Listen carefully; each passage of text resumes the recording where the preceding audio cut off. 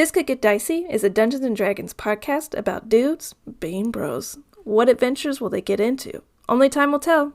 Like the name suggests, this podcast could get dicey. Content warnings can be found in the episode description.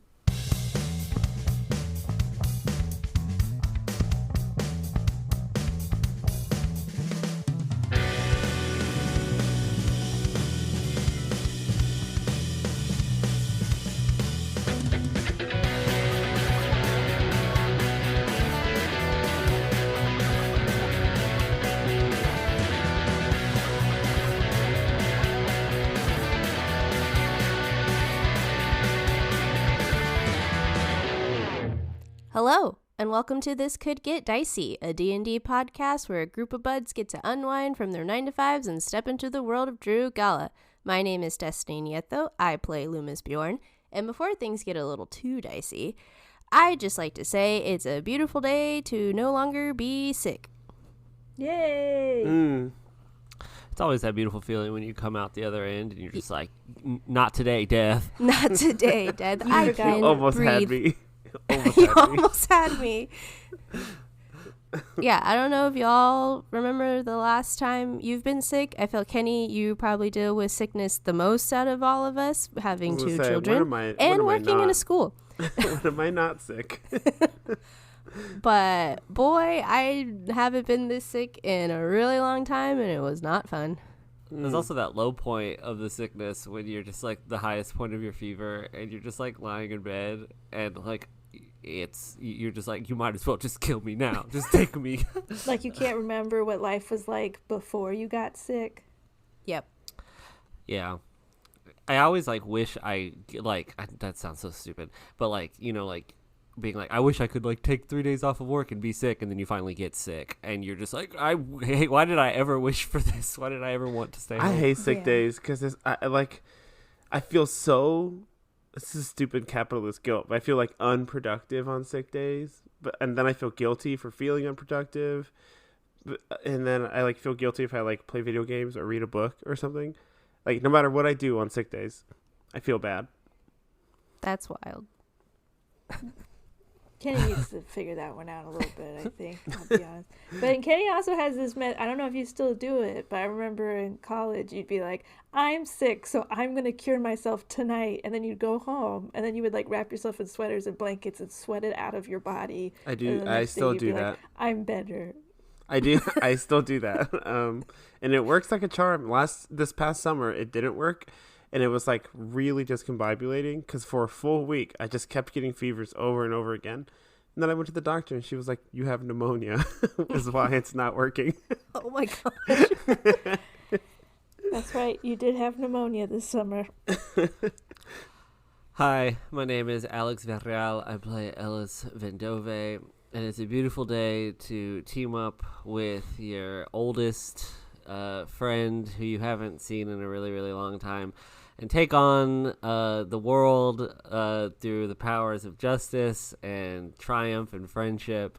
It's a great day to play Dragon Ball Z Sparkling Zero. Oh shit! Okay, yeah. The whole gang. I want them all. I want Gohan. Right. I want. But those Kuro. are your I oldest want friends. Is that what it is? Yeah, those are my oldest friends. His Capsule Corp friends. Y'all, the game is fantastic. It's a beautiful game. It's very, very fast. It's not like other fighting games that like feel. It's like this weird like. It's not as hard as a game like Street Fighter, but it's not as easy as some like more arcadey fighters. It's great, especially if you love Dragon Ball Z. I highly recommend it. Is there a good tutorial? Because I feel like a good measure of a fighting game is if they teach you the strategy for how to actually play. Yeah, there's a fairly in-depth tutorial, but like the later, like the more advanced moves are a little twitchy that I still haven't like fully mastered yet. But once you make it through like at least like 75% of like the battle training like mode, you got it. You can do Kamehamehas all up and down the damn planet. Who's your main? Right now, I really like. This is what's crazy. If you're a real DBZ head, it's not. You don't just play Goku and you get to transform you have every different variation of Goku is its own character. Every different variation of Vegeta, it's like Frieza, multiple, like, so right now, like Frieza final form and Frieza golden form from Dragon Ball Super, super fun, super fast. Frieza golden form, hell yeah. That's so cool. Hello, I'm Kenny Chilton, and I'm playing Emil Mazak. And it's a beautiful day to smell something that you're not supposed to smell, but you think actually does smell good. Do y'all have things that you know it's like it's Let's not guess. safe to smell this Let's thing? guess what Kenny smelled in. Well, I kind of gave it away already, but Is it chemical related? I mean, yeah, there's chemicals in it for sure. Paint. Like pool cleaner? No, Ooh, it's not pool chlorine? cleaner. Oh. Although I was a lifeguard for a long time and I love that smell. Chlorine smell good. Chlorine smell real good. Chlorine smell real Is it good. a household thing? I use it in my house. I'll give you another hint. It's on me right now. Oh, your back stuff. Yeah, lidocaine, like icy hot. Lidocaine. Um, It's a good smell. yeah, I have it on my back because I That's threw it on my supposed to back because smell I have an old good. man back. But I love the smell of it. It's so good. But like there's other stuff too, like gasoline. Gasoline's a big one. I used to love the smell of gasoline when I was a kid. I couldn't get enough of it, and now it doesn't have the same draw It's as probably it because once you like did. fried your. I was thingies. just huffing it, man. I haven't gotten enough of it yet. But yeah, I like catching like a little whiff of it. I got not excited is not the right word. There was like here's the 5% of this that's like a silver lining is that I get Sure. to put on lidocaine when I threw it my back today. And I really enjoyed the smell as Do well you as use the feeling. icy hot or Bengay? Neither one. Oh, The one I have now, I actually don't know what it's called, but it's the one I like my coaches and trainers would use in football whenever it was like get back out there. Is it green? It's not green. Oh, okay. It's like a rolling one. It's black and red. It's really intense. It's lidocaine and something else, so that affects the smell as well. But I would My like dad- flip between that and Tiger Balm. If you know what Tiger Balm is, it's like Mhm. the best. Oh, we were a Bengay family. Mm-hmm. I mean, you can't beat a classic. You know, I think they that- started it all. They like amplify the smell. I feel like. Yeah, it's very strong smelling. Hello, my name is Becky Schmader, and I'm the game master for This Could Get Dicey, and it's a beautiful day to find a solution for the bad smell in your house. Solution is a related. fun word. It's a beautiful metaphor, you know. The pendulum always swings the other way. Right. This is not the smell that you're hoping to smell. No, yeah. So everyone, a couple episodes ago, I mentioned that there's a creature living in my walls and/or attic. Said creature is now dead in my walls, and smell real bad. So tried a couple of things. The solution was gel deodorizer. It kind of smells. Someone in the reviews was like, I use this stuff and now my house smells like an ER and like menthol. And I was like, sign me up. I'd rather it smell like sterile hospital than dead animal. So it actually just smells like, it smells like menthol, but it's, I love menthol. but like menthol's Great fine. smell. And then again, it makes it smell. It doesn't smell like it's masking anything. It smells like it's removing something. So oh, good. You really won this fight against this creature. yeah, sorry, critter. Good job. Humans win this time. Yeah, how much money You you had to died spend on first. deodorizer? He got you though. Well, got you yeah, in the I end. did buy. So I started with like a cup of baking soda because that's what I had in the house. Apparently, so here's some options. Baking soda is an option. You can also put little bowls of vinegar. I didn't try that one because that seemed kind of messy if you accidentally like hit it over. Then you have to deal with vinegar or something. Then I got charcoal bags, which also helps with humidity. And then the part of the house where it was smelly is like a closet that also happens to get like humid because it shares a wall with the back. It's a whole thing. So I was like, let me get charcoal bags because that also helps with humidity. So, and it does. Smell, didn't cover this smell, might cover other smells. I'm not sure. Or like might deodorize other smells. So charcoal bags, a lot of those in the house right now. Bought 2 rounds of those. And then the last thing I tried, there's something called rat sorb, and I did not get that. But it's specifically for dead rat smell. Rat sorb? Yeah, like absorb. It's like a shitty. It's like a shitty portmanteau. The shittiest portmanteau I've ever heard. And Rat it's, sorb. apparently it's like this citrus smelling oil. I was like, maybe not that one. I don't know. There's something just like people were like, I don't know. Now it just smells like dead rat and citrus, so maybe not this one. So I was like, let me just find like a really strong deodorizer gel. So I got one of those ones where you just like open it and then the gel disappears. But where's the gel going? You don't know. Oh. You're breathing. You're huffing it. I'm huffing it, but that's fine. At least it's not the rat smell anymore. Right. So if you too are facing the problem of a stinky dead critter in your walls, gel deodorizer thingy absorber things. This episode is brought to you by Rat Sorb. Imagine. Hey, Rat Sorb, fucking hit us up. Use code honestly. Becky's Closet to get 20% off your first order and free shipping. Wait, but real talk, how does charcoal bags affect humidity? Because I am a very humid person. Like, I sweat a lot, you know? Like, I should keep that thing on me. Next to you. Well, charcoal's, I don't know if it's, because charcoal is like a very dry thing, and so if moisture's in the air, I would just naturally like be readily willing to absorb it, I guess. Like, smells and, like, liquids and, like, if you ever take too much of a bad medicine and have to go to a doctor, they, like, will put it in your tummy to soak it all up. Charcoal is the grand neutralizer. Wow. I know it sells for a lot in the Pokemon games, but I would never use it. Just sell it. Interesting. So you should just make a charcoal vest to wear over your body. Hell yeah.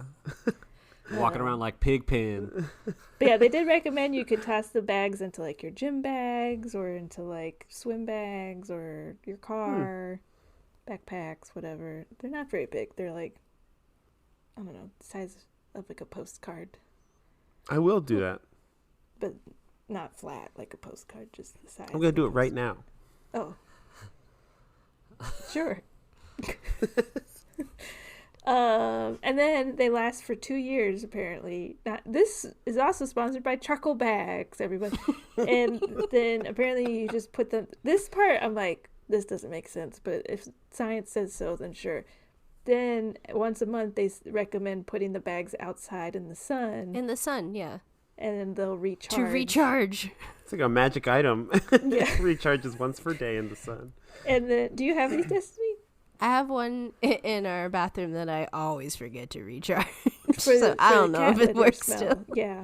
If What? you need it for cat litter? Yeah. Yeah. But yeah, then you put it, and then they'll supposedly last like 2 years. Holy cow. Are we ready to play some Dungeons and Dragons? With Rat Sorb, I can do anything. Ditto. Last we left off, our adventurers, now finally reunited, caught up with each other. And while it had only been about 24 hours since they had last seen each other, much had happened. They read the journal they had found on Natasha's body and learned a bit more. Most importantly, that Denthalia Cathorn was most likely in Brinehorn, back on Icerune. They devised a plan with Corellia as well, hoping that the dragons of Aegea might be able to hunt down Denthalia's tomb or coffin and destroy it, perhaps. A few hours have passed, and the sun is now coming up again on the monastery as you all are hanging out in the main dining hall. You all mentioned wanting to talk with Brother Mateo for some group therapy, but is there anything else you all would like to do in the meantime while you wait for him to wake up? I asked the two, is there anything else that you want to do before we meet with Brother Mateo? It's sort of one of those, like like I'm a guest in somebody's house thing, and I'm not super comfy yet, so like I kind of am just gonna follow your lead here, Loomis. Does the monastery have any legal counsel? Because we could all get our last will and testaments updated, because you never know where this is going. We could all die. Yeah, that's something they do here. If you've never done that, it's really fun. It really just like puts your whole life into numbers and things. It's very interesting. I don't die, so I don't really need to do it. I wonder what the legality is between dying and just reconstituting. Everything I own is currently on my person, and I hold up my right hand and I say, I hereby give y'all full legal permission to loot my body if I fucking beef it or whatever. You see, was it Gregory? Was that the bar? Start just like writing stuff down and notarizes something. Yeah, we're all Gregory's our legal witness. witnesses, all legal He pulls witnesses to out this. a little sign that he's also a notary. But no, I don't have anything to do. No. All right. A couple hours pass, and finally Brother Mateo shows up in the dining hall to get his morning breakfast. This morning's breakfast is nice chef omelets made to order by Gregory, as well as some home fries and blistered tomatoes. Does homeboy sleep or what? Gregory? Yeah, he's been here all night. No, he's fucking cranking. You don't know what is in... You don't know what's in those brews. One of them, he's making... It's a hybrid of Mountain Dew and Red Bull, you know? Oh, he's making his own mead out of Mountain Dew and Red Bull? Exactly. That's Fuck sick. yeah. He doesn't need to sleep. He just stews it until it's a little thicker. It tastes like mead. Brother Mateo, I see that you've got a great looking omelet there. We have been waiting up all night for the chance to speak to you. The two of us, Ellis and I, have heard great things about your skills in therapy. So, if you want to, I don't know, do we like set up an appointment, or is there like a down payment or something where the three of us could get some guidance on how to go forth and help save everyone from everything? Yeah, Brother Mateo, this is Emil and Ellis. Oh, good morning to the two of you.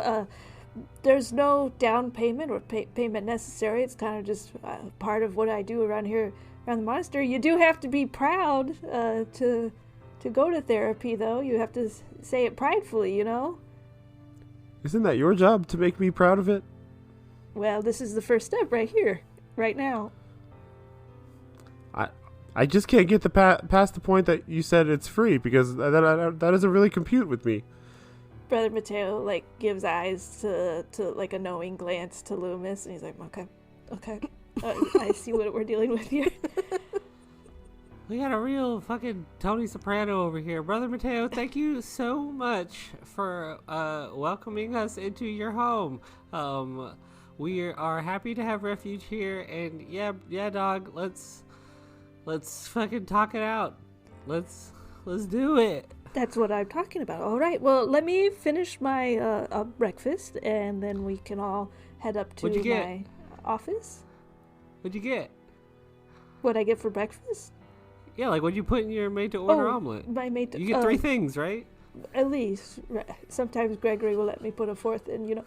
Today we have spinach and feta with some red peppers. Very nice. Greek. Very Greek. And we snuck in some red onions as well. You dirty dog. Wait, therapy is free, but there's a premium on red onions? I don't get the economy here. I'm very confused. We're on a mountain. Well, yeah, it's more like we're on a mountain. Our time is fine. Time is unlimited. There's nothing to do here, but onions are hard to come by. Okay. Yeah, there's supplies that need to come into the town and stuff. I imagine therapy is like their TV here. They, it's like, What the fuck is TV? they kick back and unwind. Well, yeah, I mean, here at the monastery, part of training as a monk is both physical as well as mental fortitude and such, so that therapy falls under the mental fortitude part of that. And you're telling me Loomis trained here? Yes. Huh. Interesting. I'm curious to see what your tactics are. Okay. Let's go. Brother Mateo kind of scooches away from you all to like read the morning paper and eat his breakfast, and then scooches back when he's done. And all of you go up to his office. Are Corellia and Helena joining you all, or are you kind of just ditching them for now? Okay, they're. Oh, we should talk because this is a podcast. We're nodding our heads yes and no. Sorry, listeners. Loomis. It's been a few weeks since we recorded. Loomis goes up to the younglings and asks them, "Younglings, can you entertain Corellia and Helena while we go to our group therapy session?" Yeah, it'll be our honor, Mr. Brother Loomis. Thank you, I appreciate that. And they salute you and run off with Helena and Corellia. I salute them back. Excellent.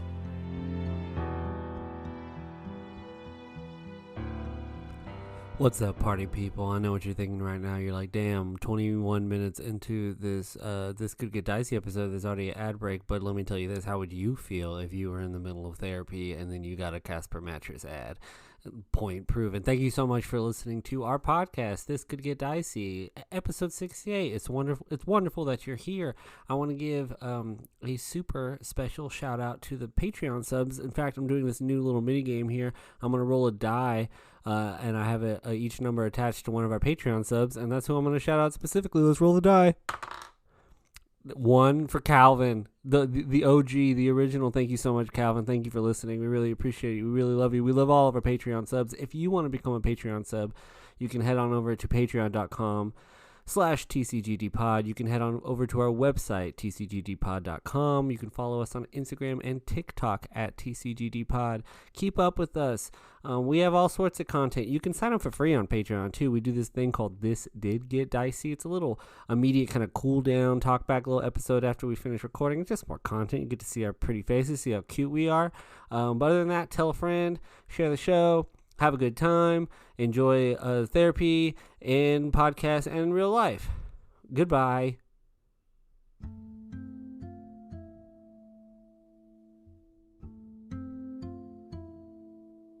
Yeah, the 4 of you head on up to Brother Mateo's office. He kind of scooches in some other comfortable chairs, so everyone's got, a nice leather-bound chair option to sit in.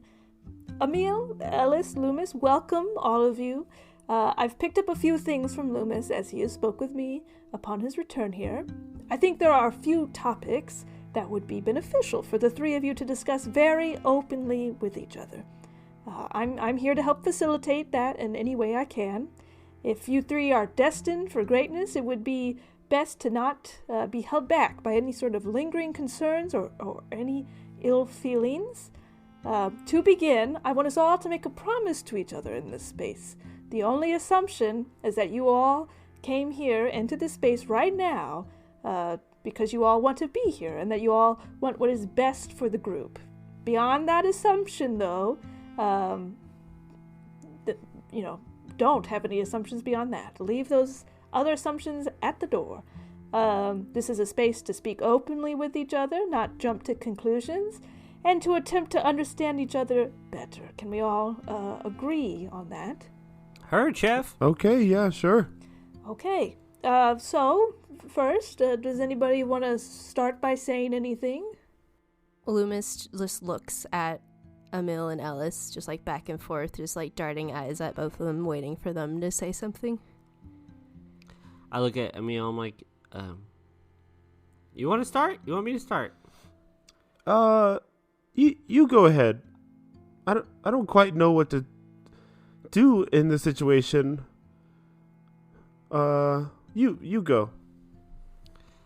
Brother Mateo, sometimes I feel, I lean back and I put like I scratch my chin as I think off into the distance, and I say, I'm clearly the youngest member of this group, and sometimes I feel like I'm like the dad of the group, and I'm like trying to wrestle these two sometimes. But that also could be my own ego, you know? That also could just be my own pride. But I keep feeling like I try to break through to these two, and I feel like I never really get anywhere. A sense of responsibility, perhaps. I mean, communication is key for the three of you all, or will be key, should be key. And good communication comes with trust with each other. Do you find that the three of you are lacking in trust at times? Especially recently. Yes. Okay. Absolutely. Trust issues, okay. Can I say something? Absolutely. Ellis, it seems like, when we met, I was the only one of the three of us who had any kind of mission or was driven towards a particular area for a certain reason. The two of you were with me, helping very helpfully, helping me achieve what I was trying to achieve, taking steps towards curing Drees blood. And then all of a sudden, over time, we all had a mission. And so everyone's involvement and stake in the situation raised exponentially. And it very quickly became less about what I needed and wanted and more about what we all needed and wanted. And that's where the issue is coming up, I think. Emil, why don't you tell us what it was exactly that you needed? I wanted this to be easier. This whole journey I've been on, I wanted it to be a fix. But many have trodden this path before me of trying to fix this issue. And as I've tried to fix it, we've come across bigger issues. So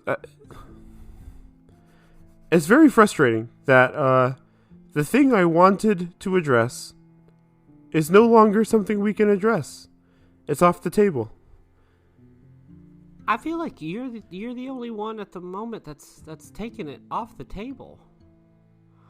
I think it's like after we went to Ursa and Or, when you had your several revelations there, and then your very recent revelations. I mean, up until going to Ursa and Or, that was all. We were still kind of on your mission. Yeah, but we all agree the priority has changed, right? Yeah. I mean, to be fair, Emil, I know that was your A plot. I don't, correct me if I'm wrong, Loomis, but that's kind of our B plot, bud. I guess it was our A plot for a while, and then we discovered what we thought was just some weird political corruption thing down in Venzor turned out to be a big giant Ponzi scheme to resurrect a dead god, and I guess that definitely took priority. As it should. It has been. What I'm trying to say is that I felt comfortable with leading the charge. It is harder for me now that there is something taking priority, and that I actually do have to rely on both of you. This is about honesty, right? I look at Brother Mateo. I'm trying to be clear with what I've been thinking about the last few days.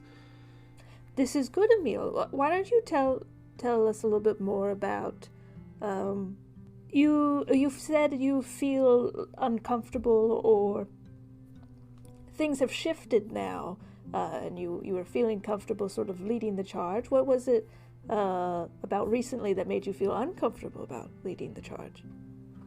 I don't need to be the one in charge anymore. It's not my mission exclusively. It's all of ours. We're all in this now. It affects all of us in some way. It involves Loomis heavily. I don't know how much Loomis has told you about his history, but it's not my news to share. But Loomis is much more involved. This affects all of us. It affects you too, Brother Mateo. That what's coming. What's really changed it is that this awful magician dragged me through hell, put me face to face with a Torim. And, that will really put things in perspective for you.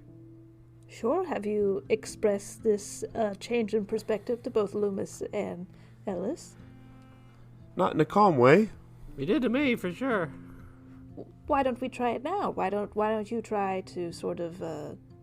that sounds like it was something that really affected you, so why don't you maybe express what your feelings are surrounding that to the group? Okay. Huh. I feel... Well, let me back up. I felt desperate when I first left Venzor to find a cure. And what I feel now is nothing compared to that. What I feel now is that times 100 in terms of feeling desperate to get this thing done so that I can go home and that my kids will get to experience the childhood they should get to experience. That's how I feel about it. And maybe my inspiration is selfish. I still am just trying to get home. I'm trying to return back to my family, but the way I'm feeling about it now is desperate and helpless. I don't know that we're the right people for the job. That doesn't mean we shouldn't try. Agreed. If I didn't think we shouldn't try, I would have left. Ellis and I had it out, honestly, and if I didn't feel committed to this, to both of you, that would have been it. I would have just left. I don't know, Loomis, that we would have come here.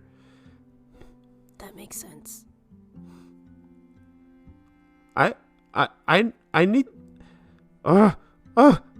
Emil takes out a gold piece and puts it on Brother Mateo's desk. Because you're giving us a service, I have to pay you. But I need to know, Loomis, can you tell us the same thing? You found out some information recently, and we've been pushing on it, and you haven't given us anything about your past. I don't know my past. If you're talking about, post me waking up, knowing more about me, sure, I can tell you more about that. I'm not going to be straight up front and telling you, hey, did you know I used to run an orphanage for kids? Hey, did you know I used to be a farmer? That's just not who I am. It's going to take me time to reveal the minutia of my life. You ran an orphanage? Did we know that? Destiny cannot remember, but I don't know. I don't think y'all did. I feel like I have. I know that information, but I don't know if it was in game or not. But we'll pretend like this is the first time. Well, why don't we do some exercise? I feel like Emil's been very forthright with his feelings, and you all have seen a lot of his sort of background and the inner workings of his life. So why don't you share a bit about your time at the orphanage or any time since you're waking up?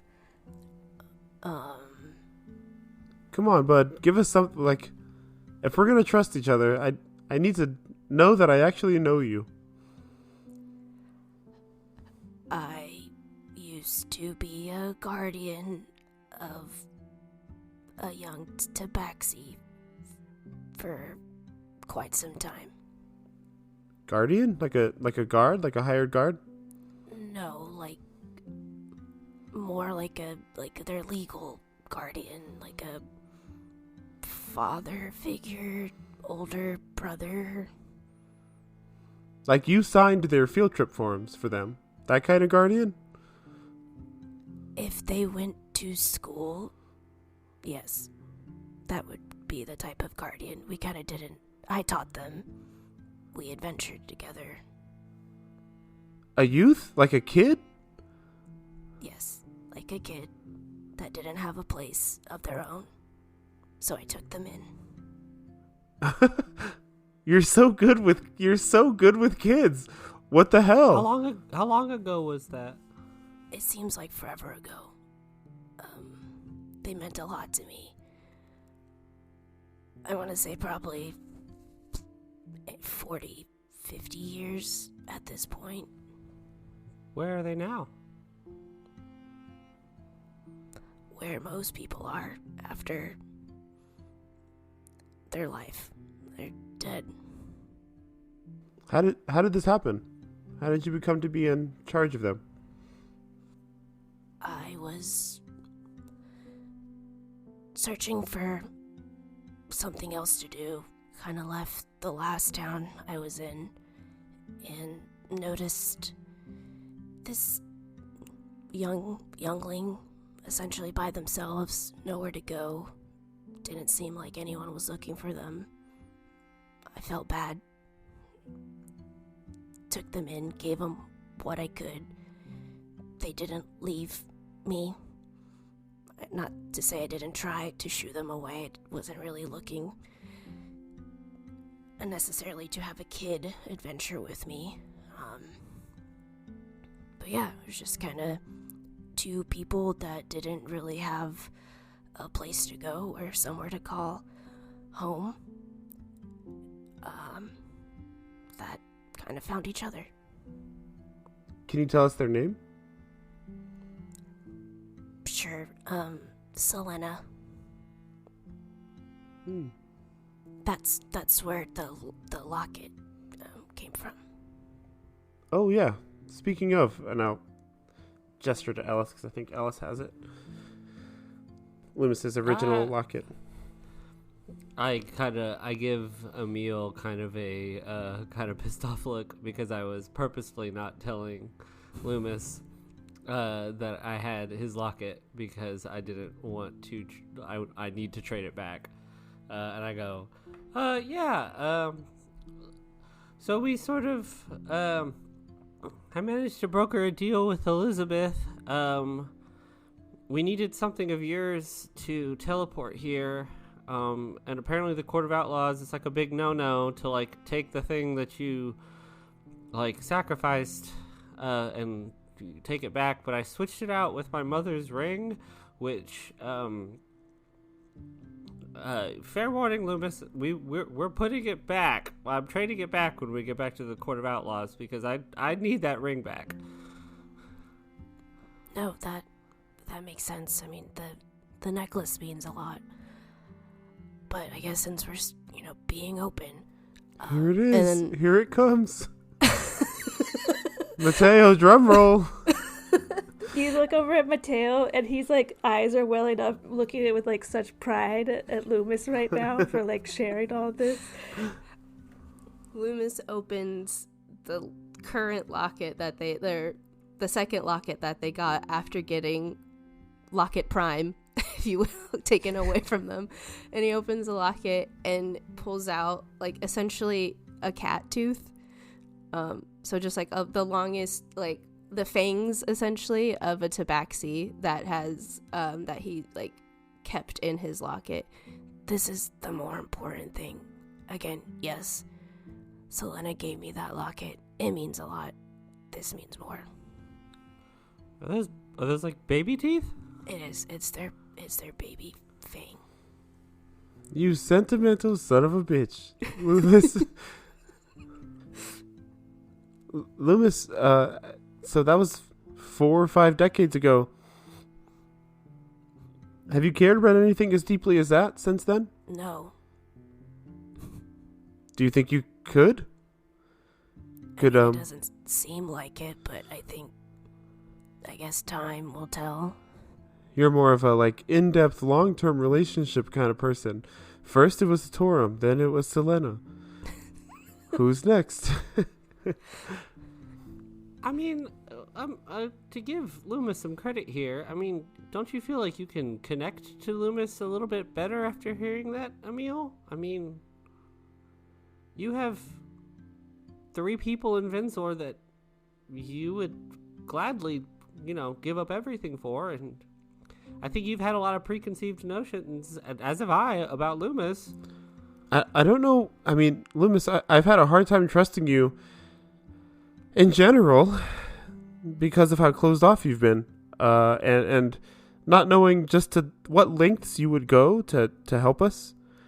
But you died out there, and I was doing my best to save you, and I do honestly feel like you would have done the same. And I don't know why. It was like my most important asset and commodity are my kids, and I felt totally fine with you picking Angel up and walking her home, even though I knew that we weren't necessarily safe. Yes, Ellis, that does help me a lot to know that you have that history, Loomis. I feel that a lot of the mistrust has spurred about from knowing my past with the Toro. I definitely think that's a strong case for Emil. That's really not it for me at all, bud. I've kind of and consider maybe I'm too trusting of a person, but I fully believe you when you say that you don't remember any of that shit, and it was a different you, and it was a different life, and it was long ago than you. That's we've encountered too many things for you to be like, ha ha ha, I'm actually evil. You haven't done that yet. I think it's just, at least for you and I, we're kind of polar opposites. I can't shut the fuck up, and I like talking, and I like drinking, I like eating, I like meeting new people, I like, really putting myself out there, and, I don't know, sometimes it's hard to meet you at wherever you're at. I don't expect you to meet me where I'm at. I don't want you to. I think the problem is that I can't help it. That's just something maybe I need to work through too. But if we're gonna be spending this much God's damn time together, I want to meet you where you're at, or at least I want to. I think that's it. I think I've been trying to meet you where you're at, and sometimes I feel like you're not trying at all to meet me where I'm at. I'm not going to change my demeanor. That's just who I am. I can definitely be more open about stuff, but I'm not gonna change who I am. Yeah, I'm not fucking asking you to fucking put on clown makeup and start doing a jig every morning upon sunrise. Is that what you do? Is that how you greet the sun? That's how I get off every morning. It's the only way I can finish. Anyway, no, it was hyperbole. No, I'm not asking you to change your demeanor. I don't want you to change who you are. I think you're cool. You're all mysterious. You're like Sasuke. I don't know. You're that guy in the anime. And again, maybe I'm at. I look at Mateo. I'm like, am I asking too much, Mateo? It's been like a month. Am I asking too much? No, I think you all seem to have needs, and so let's speak those needs out and perhaps try and meet each other's needs in the middle. I don't know that it's realistic for us, especially under duress, to change who we are. But knowing who you are, like inside or whatever, the soft part of you, just knowing that it's there is really nice. And I'm growing to trust that part of you, Loomis. It's Avondale that I don't trust. It's a part of you that you literally can't access, that I don't trust. I don't know that empirically. I do not know that Atorum or any one of these generals that we're going to be facing, that Dinthalia, isn't going to have some kind of trigger for you to just like wake you up. The Splinter Cell style. Like, I don't know what's going to happen. Like, when we do finally start approaching this conflict head on, who knows what's going to wake up in you? And that's what I'm having trouble trusting and putting my life in the hands of. Not you, Loomis. You, I trust with my kids. It's Avondale that I don't. I don't blame you. I don't know what to tell you. No, there's nothing to tell. You don't. I'm realizing this too. I don't. I expected a lot out of the people around me. I know that. I expect a lot out of you all. And I need to start expecting less. Not in, like, you're not capable way, but you don't owe me that. If anything, you know how to reset me, I guess. Yeah, he's gotta whoop your ass. He's gotta whoop my ass. Which is well, I know hard, I can't clearly. do that. I can't do that, but well, Ellis, we tried all you have to do one-on-one. is you can do it. Oh, I'll whoop your ass. I want each of you, I think, you need to know that you have each other's backs, and so I want each of you to go around and speak in defense of the other two members of the party. What is it that you like about them, or what do you find admirable in them? If someone were to come up and spit on one of your faces, what makes you say, like, that's a bad example, I guess, but, what would make you stand up for Loomis? What would make you stand up for Ellis? What is something inside of Ellis that you find you can't help but to defend? Ellis has the backing of very powerful magic behind him, and I admire his ability to control that. And what about Emil? It seems that, based on Emil's look right now, seeing that he has his like shirt cut up and sleeves off and stuff, right? And you're like more barky than normal, right? Yes, he's taking on his dryad appearance. very similar. I'm not trying to cop out about powerfulness, but Emil is also very powerful, and it seems like he is finally embracing that and embracing himself. Who would like to go next? Okay. Loomis, you're, I admire your ability to, be succinct, and say exactly how you're feeling in the shortest amount. And I don't mean that in a joke.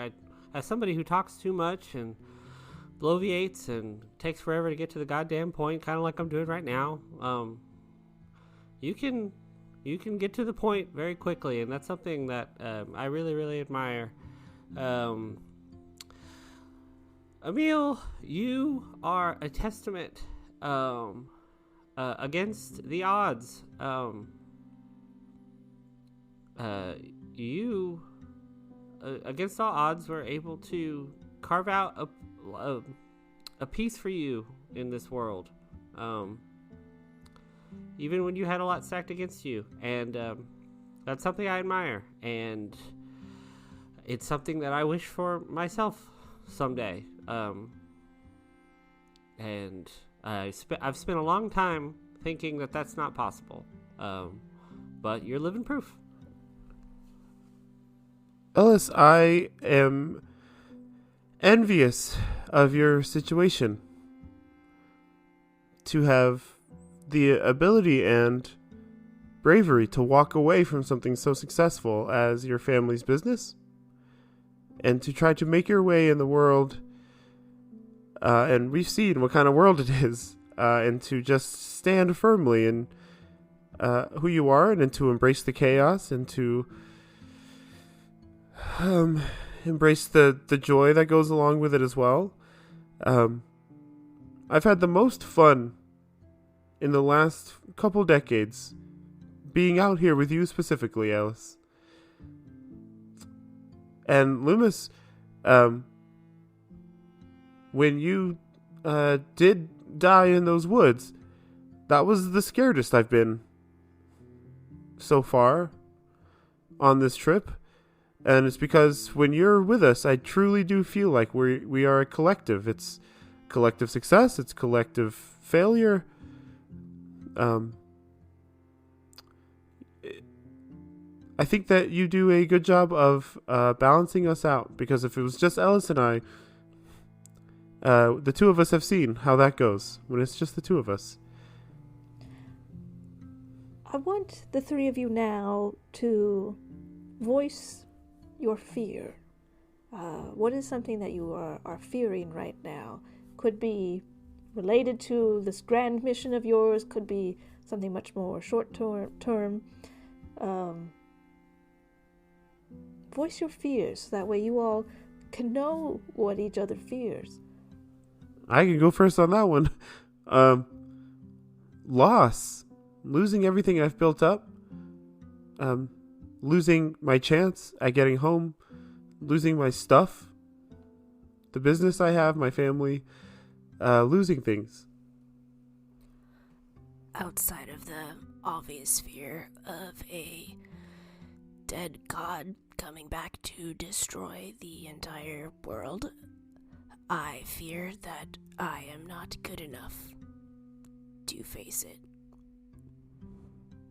I worry that after all this is said and done, and everything goes great, and we beat a Torum, and the world doesn't end, that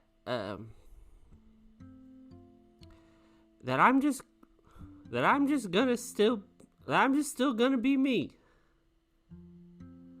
I'm gonna watch Emil go back to his family. Loomis can come back here. I'm just gonna be right back where I was at the start, which is just nowhere. Emil, I didn't walk away from shit. I didn't step away from anything. I was kindly asked to leave Honeyguard. I was the only son, the only child of a very wealthy family, and I was born with a silver spoon in my mouth, and I took it for granted, and I fucked off, and to have the only person you look up to in your life look you in the eyes and tell you that you're not good enough, and you need to go prove it. You need to go prove that you're worth it. I haven't been home in 10 years because I'm still trying to figure out if I've proved it. And now I have some god inside me. And is that gonna be am I gonna walk back home and say, "Hi mom, hi dad, I now carry the demon god of the night inside me. Can I come back?" I don't know. I get it. I'm young. I have a lot of time left. We've spent this whole time, I feel like, learning so much about you two, and I feel like I've gotten nowhere. Personally, for myself. And who knows? Maybe stopping a dead god, the continent will give me a big gold medal or something, and I can walk back home and hang it up on the wall and say, "I did it. I did something." But yeah, that's what I'm scared of. Emil looks at Loomis in a new way right now as we're listening to Alice, and turns back to Alice and says, "You haven't gained nothing. You've got 2 dads right here who do appreciate you and can see that you've accomplished quite a bit. So I meant it when I told you a month and a half ago that you are an asset. And I trust you implicitly. And I can tell you that as a dad, that you don't have to save the world for you to be worthwhile and desired. Around my family, at least, it's enough to just be there." 24 hours ago, Emil, you looked me in my fucking eyes and you told me that I was a little boy and that I knew nothing. And you sounded... I've heard that before. And it completely changed the entire trajectory of my life. And to know that 10 years had passed, and here I was, face to face with another father, once again, telling me that I wasn't good enough. And I get it, emotions were high, Loomis just died, you fucking saw the Torum, it was a bad night, I get it, but it set me back. I don't want to speak for you, Alice, but I believe what I said was that you're a kid, comparatively to Loomis and myself. And I think what I really mean is that if something happens to Loomis, he's back, it's fine. I mean, it's not fine, it took a lot to get here, but if something happens to you, then we have failed you. You're so far away from your family. I know you have your reasons for that, or there are reasons for that. They're not your reasons. But if something happens to you, that is going to stick with me for a long time. It has nothing to do with you, Alice. It has everything to do with the fact that I don't want to lose anyone. Especially not someone who I do see as someone I'm responsible for. I won't lie and say that I do take a little bit of umbrage with that. I don't want you to feel like you're responsible for me. I'm an adult. I'm a big boy. Absolutely you are. But it does come with the territory. I'm sorry to say. And also, for the record, you two are not my dads. You are, no. If anything, you no. are. If anything, you are. We are business. We're business associates, friends. Y'all are. If anything, y'all are like my weird Theos that are just very that I get dropped off at y'all's house sometimes. It just feels like. It feels like you two are fighting for something, like Loomis, you're fighting to figure out who you are. And I mean that in the literal sense. I'm doing it in a metaphorical, wax poetic way. You're literally trying to remember who the hell you are. Emil, you have a whole family to fight for. I don't know what I'm fighting for. I don't know what I'm doing. And now I have this fucking responsibility of, one day I'm gonna summon a bunch of demons and I have no control over that. That's cool. Didn't really ask for that, but that's kind of just where we're at. And who knows? Maybe this is. I think maybe that's just what I need to just kind of suck it up and accept. Is that I'm staring at it. It's a Torum. It's Granic Valum. We already killed Natasha. We already killed Raya. Those are 2 off the list. Those are the goals. Those are the steps, and that's just kind of what I need to focus on. As someone who spent literally 2 centuries trying to find purpose in their life. That's all you can do, is just take it step by step, day by day. Have smaller goals, more immediate goals. No, yeah, for sure. I mean, that's kind of what you have to do. I mean, it's just like this morning, it was wake up, somehow convince Elizabeth to get the locket. And oh, that's one of my goals. I have a goal. Oh my gosh, I'm so stupid. I don't know why I'm like lamenting and being so whiny baby sad boy right now. I do have a goal. I'm gonna marry Elizabeth Levax one day. For real. Calling it now. A hard shot. To the moon. Does she know that? I asked her out on a fucking date last night, dude. Are you serious? 2 nights ago. 1 night ago. It doesn't matter. The last time we were at the Court of Outlaws, we all, Emil and I, like, we finally got back and we all went to bed and I couldn't sleep. And then I went and, real smoothly got 2 tankards of ale. And, me and Elizabeth had a little heart to heart. I asked her about herself because I feel like I don't know her at all, but she's super cool. And then I said, if we fucking beat a Torum, rah rah kumbaya, we did it. Like, I want to take you out on a date. And she was just like, yeah. And I was like, sweet. And then,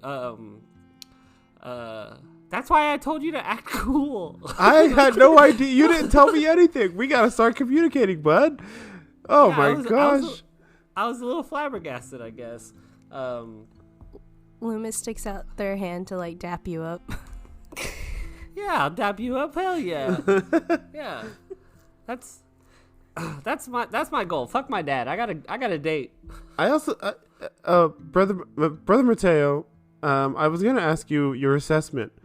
Did we pass? Therapy isn't graded. Thank you, Loomis. It's not graded. Let's do some self-reflection, Emil. Do you feel like you Can you just tell me the answer? Oh, Emil, do you feel like you achieved something that you wanted to today while we spoke? I feel much more comfortable than I did before I got to Mooncrest. So, yes, there was an exchange of goods here. I appreciate that. Oh my God. Brother Mateo says that. Yeah, very audibly is like, okay. Do the 3 of you feel more comfortable with each other? Do you feel like we've made some breakthroughs today? Yeah, I mean, yeah, for sure. I mean, I don't know. I've always felt like I was too comfortable around y'all. And hopefully now y'all can be more comfortable. I too feel more comfortable. Let's have the 3 of you should probably walk away with some tools, so that way, while you're not here in no, not physical. You got tools. magic items? No, oh man. No. I won't always be available to help facilitate such conversations, so be sure to always be using I statements about how you're currently feeling. I feel this way. Be open and honest with each other. Be sure that you're communicating. Start at that level of what your fears are, and then you can move from there of how maybe you will help the other person overcome those fears or protect them from said fears. Always remember that you all 3 might have different goals, so communicate what your goals are at any given moment. Is there any other thoughts the 3 of you might have? I guess now is a good time as ever to, I guess, like, come up with, now that we're just clear-headed, I don't know if this is, like, anti-therapy to, like, come up with a game plan, sort of what's our next to-dos list, but obviously we can't fucking hang out here in these mountains forever, though I'd like to. It's very, very nice here. But Lists lists are a great therapy. That's a good therapy tool there. You know, make some lists, write things down, coming up with plans. You know, if you have any sort of anxiety, you know, being able to plan ahead is of course helpful. So, nothing anti-therapy about what you said there. Great. So it's a new day today. I don't know if we need a long rest or anything. I don't give a fuck, to be honest. We need to get moving.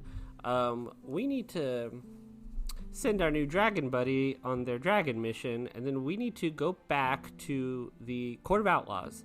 One, to confirm with Elizabeth that all three of us are alive and back together.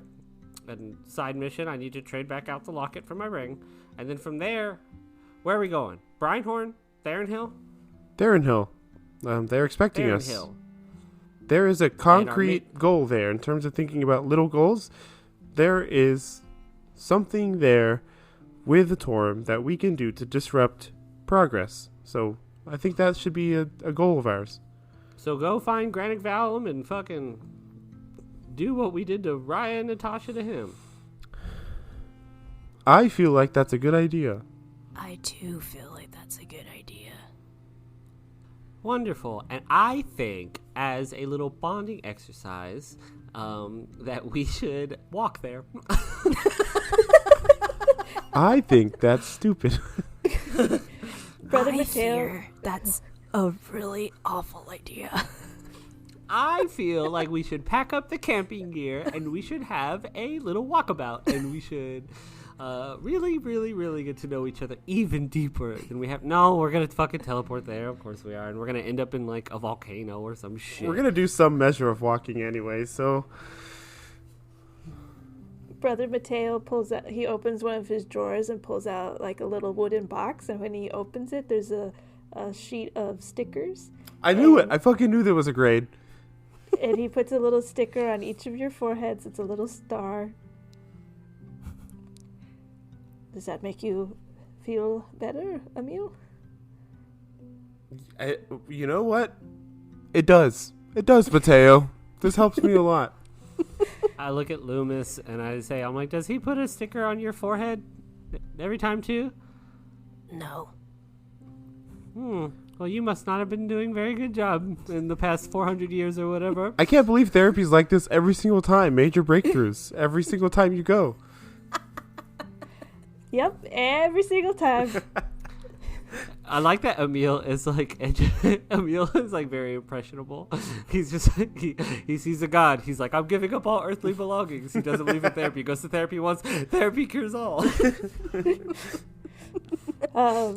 Well, if you all don't need anything else from me, I think this was a job well done. I hope the three of you have a little bit more trust for each other, a little bit more understanding, and I wish you all good luck with your endeavor here. Yeah, thanks, bud. Thank you, Brother Mateo. Of course. This is cool. All right, y'all. Let's start packing up. As you say, let's start packing up. Loomis like sticks their hand out in the middle of y'all two, like very uneasily and like shaking a bit, and he goes, Squirrel's Foolies on 3. Wow, the turntables. Wow, this is fuck all the bullshit that we said. This is the only breakthrough that matters. And I put my hand on top of Loomis. Yeah, Emil puts his hand in. 1, 2, 3. Uno, dos, tres. Squirrels. Foolies. You look at Brother Mateo, and like tears are streaming down his face as he like holds his hands over his heart, looking at Loomis. The three of you leave the office and go to make sort of arrangements with Helena and Corellia, and we will stop there for tonight. Wow. Feelings and stuff. You know what? All of this got cleared up, but this could still get dicey. I'm sure it will. nothing like a great group therapy sesh with your best buds. Thank you so much for listening. You can find us on all the things at TCGD TCGD pod in our website and even on our Patreon. We have a free thing. So go check that out. And you can listen to our next episode, which is episode 69, nice, on November 13th.